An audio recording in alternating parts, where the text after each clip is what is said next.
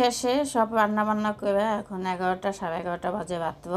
এখন ভাত খাইতে বসলাম আর একবারই আম খাইতে। আসসালামু আলাইকুম, হ্যালো এভরিওয়ান, সবাই কেমন আছেন? আলহামদুলিল্লাহ আপনাদের বোন ভালো আছে। আর এখানে আম দেখাইতে আছি, আমের বাজার করছি।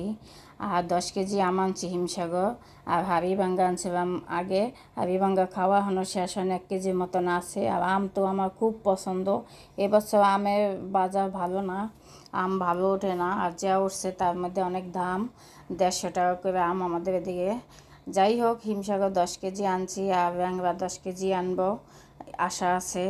আর এই আমঠাম আনছি, এখন রাত বাজে অনেক, 9টা বাজে। আর এখন রান্নার জন্য আয়োজন করে বইয়ে বেশি, গ্যাস নাই। এই দেখেন, আজকে শর্টকাটে রানবো যেহেতু গ্যাস নাই। আর গ্যাস না থাকলে একটা তরকারি রান্না করি। আর এখানে ভেন্ডি কেটে নিচ্ছি, আলু কেটে নিচ্ছি, আর মাছ। আর ফ্রাই প্যান বসাই রাখছি 1 ঘন্টা থেকে, দেখি কখন গরম হয়, যদি রান্না করতে পারি।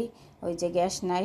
আর শর্টকাটে এই মাছ দিয়ে ভেন্ডি রান্না করতেছি, এটা তাড়াতাড়ি হয়ে যাবে, এখন জীবন তো বাঁচাইতে হইবে। এই দেখেন, আর এই কষ্ট জানি না কতদিন করতে হবে। মাঝে মাঝে ঠিক হয়, মাঝে মাঝে ঠিক হয় না।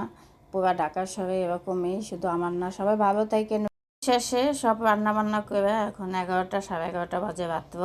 এখন ভাত খাইতে বসলাম আর একবারই আম কেটে নিছি। আর আম দেখে তো আমার ভাত খাওয়া বন্ধ, আমি পাগল। আমের দিনে আমার ভাত খাইতে মন চায় না, সারাদিন আমি খাইতে মন চায়। দেখেন এরকম কেটে কেটে আমের পাগল, কমেন্টে জানাইবেন। আর আমার আম খুব পছন্দ। সবাই ভালো থাকেন, সুস্থ থাকেন, আল্লাহ হাফেজ।